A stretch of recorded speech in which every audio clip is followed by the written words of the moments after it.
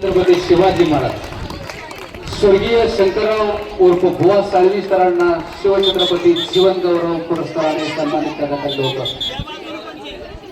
या ठिकाणी पंच म्हणून ज्यांनी केलेला नामदारा एंट्री पहिली जोरात टाळ्या जोरात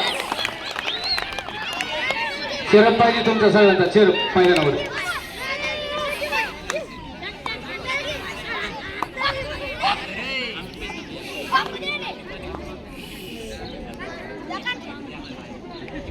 या विजयी संघाला आपले क्रीडा शिक्षक मुलाई सर यांच्यातर्फे 101 रुपयाचे पारितोषिक जाहीर केलेलं आहे। जोरात टाळ्या वाजवायच्या सगळ्यांनी।